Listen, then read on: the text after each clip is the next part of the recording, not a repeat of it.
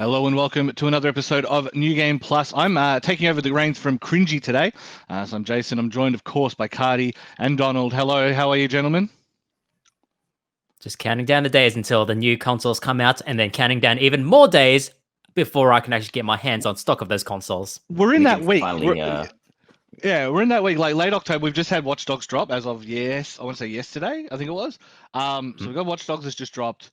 You know, there's all these games are starting to come out for the console launches, which are the 10th and 12th, I believe. Yep. If that's correct. So I don't know. Yeah, we are in that period. We're in that kind of literally that 2-week holding pattern while we wait to find out what the new consoles are. But there still has been plenty of news that has happened during that time. Mr. Donald, do you want to tell us what those news headlines are? Yes, the biggest news of this past week, rather, is Cyberpunk 2077. That game was originally going to come out in a few weeks, right? In November. Cool, happy? No, that game has been pushed back to December 10th. So it's been delayed by an additional 21 days. Remember, this game was supposed to come out April. Was it June? Yeah, that's right. Because they took over Rockstar month because Rockstar doesn't release games anymore. They just release GTA.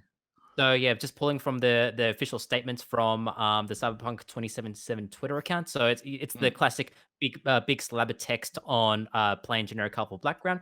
The biggest challenge for us right now is shipping the game on current gen, next gen, and PC at the same time, which requires us to prepare and test 9 versions of it whilst working from home. Since Cyberpunk 2077 evolved towards almost being a next gen title somewhere along the way, we need to make sure everything works well and every version runs smoothly. Where it might seem unrealistic when someone says that 21 days can make any difference in such a massive and complex game, but they really do. I think the craziest element about that is the fact that the game's already gone gold. So the implication here is that this is all day one patch work.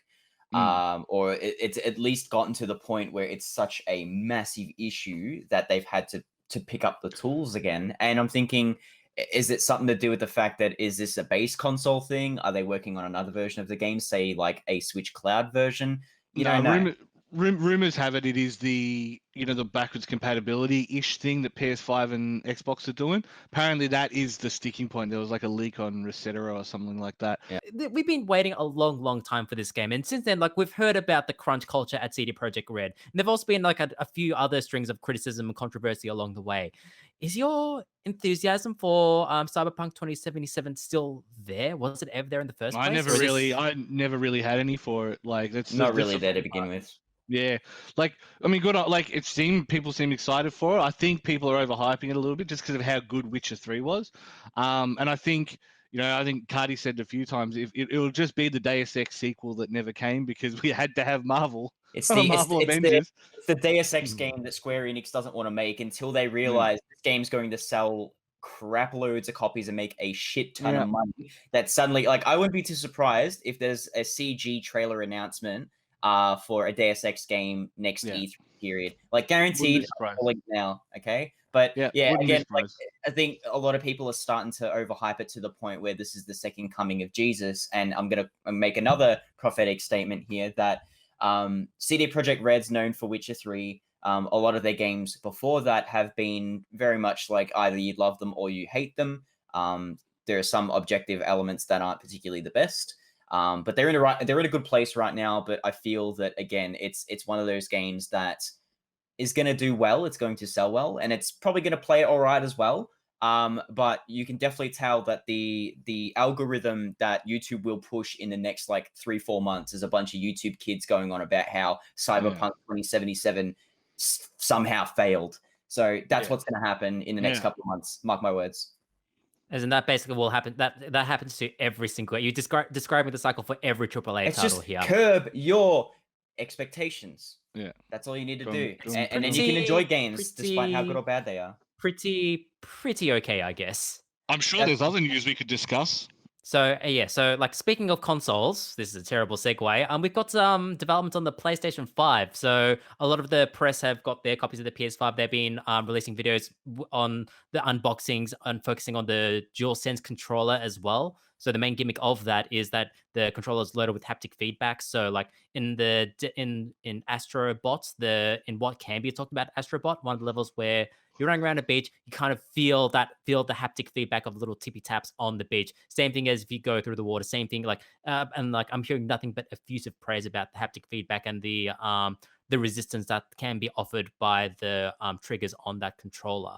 But aside from that, so what the Xbox One did already, kind of like that, Yeah. but more so in that, like it was kind of just more individualized rumbles on the Xbox One controllers, where it sounds like the DualSense controller has something a lot more than that. I think the developers of Deathloop have said, like, if ammo locks in a gun, like you can make the triggers almost like lock out hard in that regard. Okay.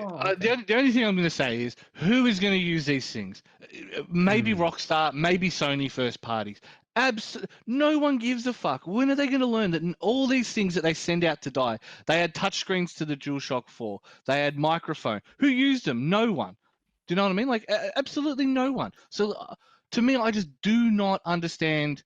Like, why do they fall for this every time this console shit comes around? Every time they fall for it, it's like, oh, here's this one app we made, and Sony never supports anything hardware beyond releasing a console. Here's this one thing that we made that you'll use once for this one game, and then that's it. You'll never use it again. It will never have any relevance to your existence. Why do we keep falling for this shit? It just makes me mad. I think a lot of developers get really kind of trigger happy with it, at least in the first year or two of development. But I find that as the years go by and everything becomes way more standardized, like the PC becomes the standard developing platform, that a lot of these features tend to get overlooked. Yeah. Obviously, there are some games like the Yakuza games, for example, where you can actually use the middle touchpad of the PlayStation 4 DualShock 4 controller to skim through maps and stuff, which is actually really nice. But again, aside from that, there's no real application outside of that. Yeah. And it's a shame as well, since like the promise of the DualSense controller does seem really high. It's like it's just that little extra thing that really immerses you in the game. But as you say, it ultimately comes down to whether developers are willing to dedicate the resources to produce this, especially if they're producing multi-platform games and none of the other consoles have it. It's like kind of like the HD Rumble in the Switch. That actually, the execution of that is really good when it's used, but it's a shame that only like 3 games actually did this. Yeah. Anyways, I believe that will do it for news. Unless Jason, do you want to talk about the? No. Let's wrap it up there. So. Yep, I believe, and with that is everything that has happened in the world ever. Alrighty, welcome back to another episode of New Game Plus. We are live recording on Twitch. You can also catch us, of course, on Spotify, on YouTube, on all the other places that you usually find our content. The thing should be flicking over that side. Doesn't matter. Whatever, it doesn't matter. It's over in the corner. It's basically don't forget to check us out there. Don't forget to like and subscribe to YouTube. Like and subscribe here if you want. I'll take your money. It all goes to making my only he will. Wall look better. Just me. It's all going into my pockets. But let's discuss about Among Us. So Among Us is a cultural revolution. For those of you who haven't heard, it's a what do they call them? Social game? I'm sure there's an social deception game. Yep. Yeah, social deception game. Basically, 10 people inhabit a spaceship, and you can customize how many imposters there are. And the idea is, as the imposter, you have to go around and kill people in the crew. And as you kill those people, if somebody discovers a body, you come into like a conference basically and discuss who do you think did it, who was suspicious, blah, blah, blah. So it becomes that game of who can be the best salesman, who can bluff their way through. I've played it for, 5-6 hours. I think 3 from 3 or 4 from 4 for imposter, but I'm full of shit. So it's definitely worth keeping in mind. I guess the reason it's worth discussing is because it is such a cultural phenomenon, and it's probably of the 3 games that kind of stand out during COVID. Of all the games that have come out, and there's been some great games that have come out, the 3 games that have really stood out and have really done extraordinary things out of what was expected. Animal Crossing was the first one, which gave people a great chance to sit down, have a regiment, have a normal life, have I think if anything, for once the 1-to-1 time ratio worked in its favor. So that's the first game. I think the second game is Fall Guys, because nobody expected Fall Guys to be as popular as it was. I'm sure Devolver said, we'll make this multiplayer game, we'll give it a try. We got billions of dollars now. We don't, we'll support it for whatever. It has done gangbusters. It's had collaborations with all these other Devolver properties. It's had Sonic the Hedgehog. It's got Godzilla coming next week. Coming I'm out actually next gonna have week, to. yeah. I'm gonna have to play it and save my gold crowns. But like, that's probably the two. Then Among Us was revitalized, and it became revitalized from a push from Twitch. People started playing it on Twitch. I know Bulldog was one of the first ones to really get on and play it consistently. One of the mods took it to Soda Poppin with his reach, bam, and suddenly XQC, all these big streamers, Pokemon and all that, culminating in Pokemon playing with AOC, Alexandria Ocasio-Cortez, I believe is her full name, because we're not Americanizing it, on stream for 400,000 concurrent viewers. So it is a cultural phenomenon, and there's no denying that a 2-year-old game that looks like something the guy who draws the oatmeal made has suddenly become this like thing. They cancelled making the second one because they're going to fix the first one. You guys have been playing it probably more than me, to be perfectly honest. But I know you guys have your thoughts, like your good points and bad points with it. I'm just going to throw the floor open, whichever of you wants to go first. Cardi? Yeah, I might as well go with it. Okay, so yeah, Among Us is, I guess it's a game that kind of blew up all out of nowhere. I don't even think the developers were aware of just how big a deal it was, considering this game's been out for over 2 years already. So like suddenly it's just life works in mysterious ways. Suddenly you get that reach and then it all blows up.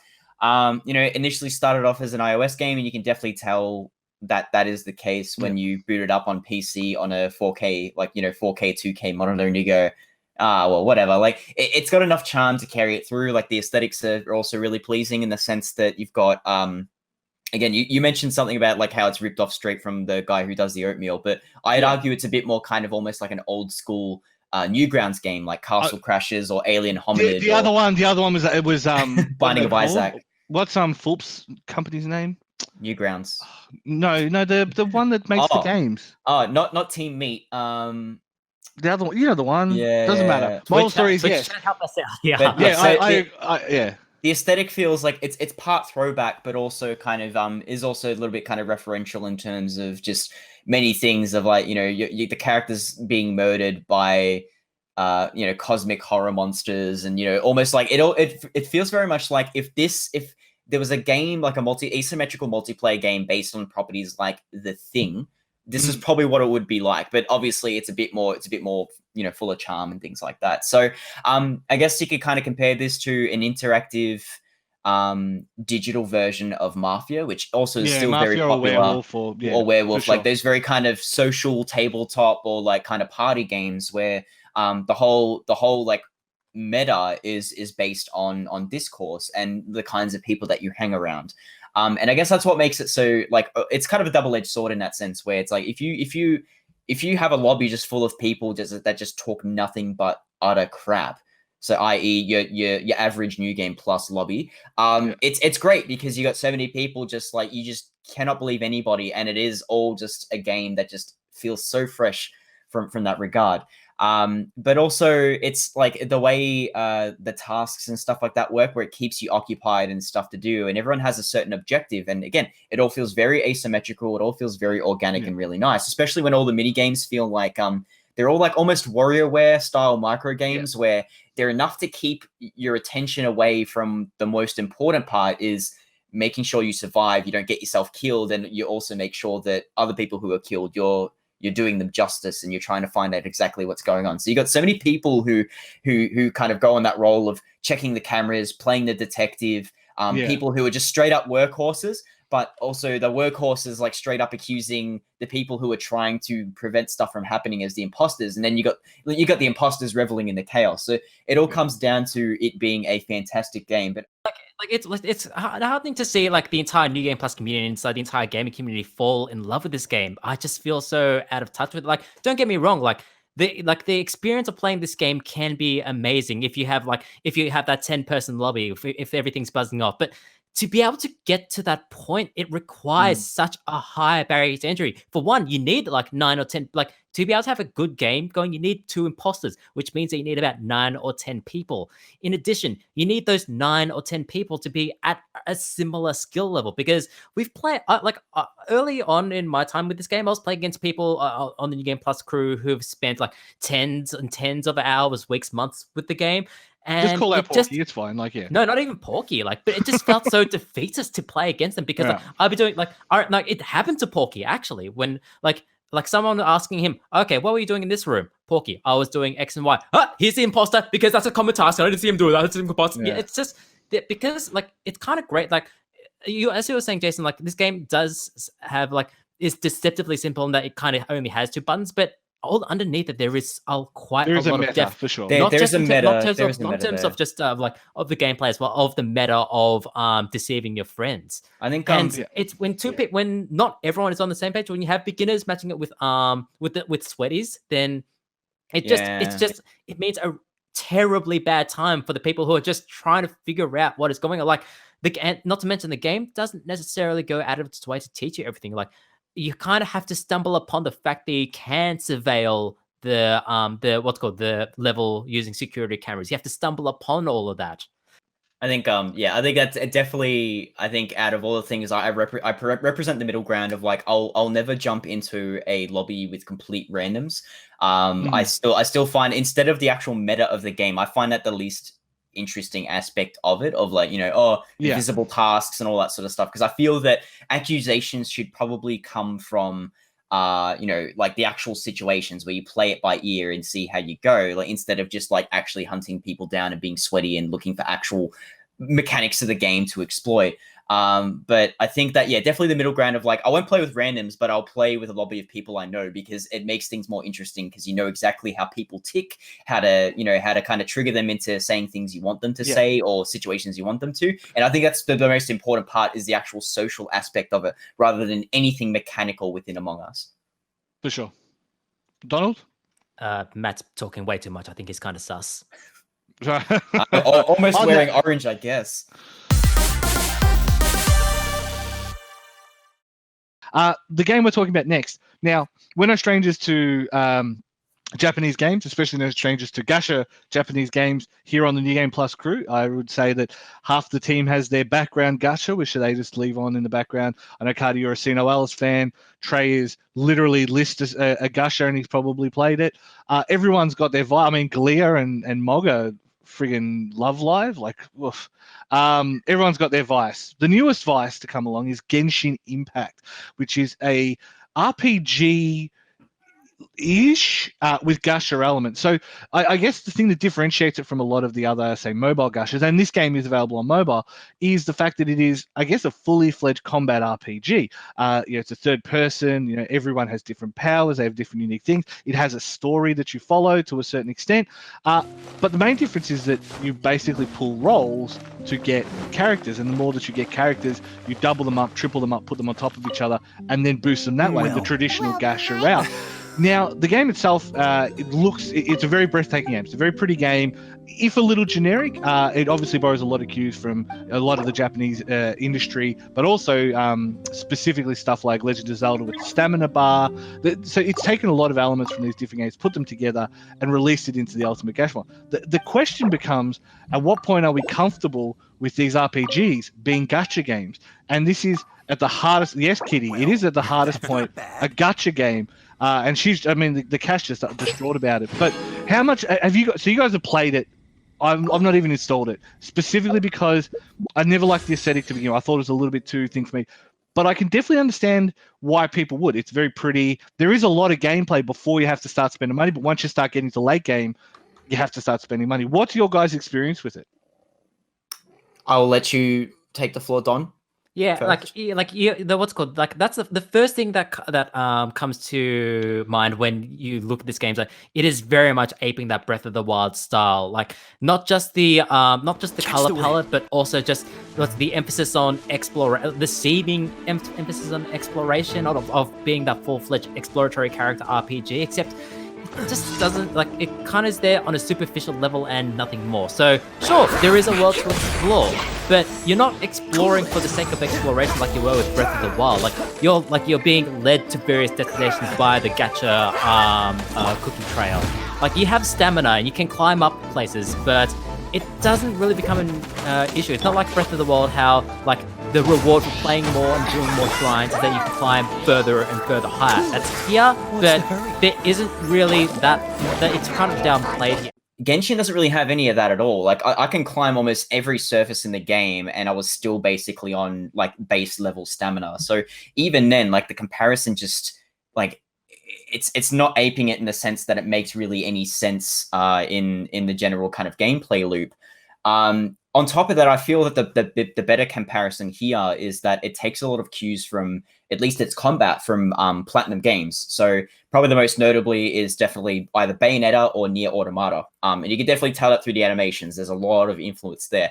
But I feel that a lot of the good influences that they bring into the game feels a little bit kind of cynical or just slapdash together in hopes of going, this is what's been focus tested, this is what people really like, and we're going to add this into the game without any rhyme or reason, or like any reason as to why there's a stamina system in Breath of the Wild. It's just like, yep, cool, we'll just throw it in there, whatever.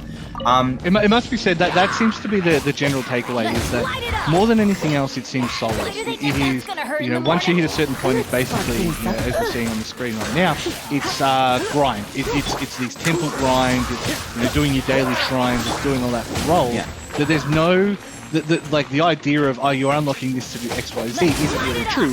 Like you mentioned Zelda, is, Zelda, if nothing else, as much as I didn't like it as a Zelda game, as an example of emerging gameplay, that's fantastic. All of the low tiers, so basically all of the free characters that you get in this game, which again, another bullet point of a lot of people say that, oh, but the game gives you enough free characters that you can go on with it and finish the story and do all the endgame content. May be true for the story, but when you get through the endgame content, all of the free characters that you get occupy, I think, almost 75% of all of the lowest tier characters, meaning that the game's very adamant that if you want to go through endgame content and do really well, you want these 5-star weapons, you want these 5-star characters, which only have a... Let's go with the failure rate because it's actually far more stark than this. A 99.4% failure rate in getting a super rare 5-star character or weapon. And honestly, just to give you an idea, Sinnoh Alice, which is another game that I think is a little bit predatory, is 0.6 rather than 0.06. So that's just to give you an idea of how awful the rates are. Now, in gacha games, there's also a pity roll system where the game will kind of throw you a bone sometimes. The pity system apparently comes in once every 90 rolls. Yeah. And that's a shitload of money. So you can definitely tell. A lot of time as well. Like, a lot of time as well. If you do grind and go free to play. So think of it from that context. All the systems that you're discussing are 100% systems that would not be out of place at a Victorian Licensed Gambling Association conversation, or a conversation with Tattersalls, or a conversation with TAB, whoever. These are these same conversations. The specific you get like you get the free rolls as part of it, because to incentivize you to stay on the machine, and they'll usually activate after a certain amount of losses, or they'll activate after a certain it's all designed to keep you rolling and keep you in that ecosystem. And like I mentioned, I've been watching streamers who've been playing some Genshin amongst a bunch of other games, and then the meme becomes when they're playing the other game and they're losing, like, just roll Diluc. You know what I mean? Like that, the meme is just roll Diluc, just roll clean. Just have good luck and you'll win. And that's, I think I find that's the worst part about this game, is that, me, I've always got something positive to say about games, even about games I don't like. And the game's music in this game's pretty good. The characters' designs are great, but because of just how unapologetic it is, but like that's the thing, is that it's actually it kind of is, where it tries to tell you that this game is free. It's going to be fair, and a lot of the PR spin is based around. I've seen so many games journalists going on about like, this is the best free to play game to play, and I find that like I'd rather play a game like Sinnoh Alice, where like I'd rather have a game tell me that like honestly tell me that it's going to screw me over rather than a game pretending to tell me that it's going to treat me fairly. And unfortunately, Genshin Impact does that in spades. Like, be advised that the most powerful magic in the game is, of course, credit card magic. So you need to either set yourself a limit, gamble responsibly, I think is the appropriate tagline there. But that is the end of the show record for today. Where can they see more of your content, guys, if you want to spruik your personal stuff? Otherwise, newgameplus.tv. But where can they see more of your stuff? Add me on Sino Alice, and I'll carry you. My Genshin ID impact is blah blah blah blah blah blah blah blah blah. Otherwise, I am at @an_bear on Twitter. All right. On that note, thank you very much for watching. I hope you've enjoyed. Do not forget to check out and follow all of us here and at our other avenues. We'll hopefully see you next week, and we'll hopefully have some cool extra stuff for you coming as well in the coming weeks. See you all next time.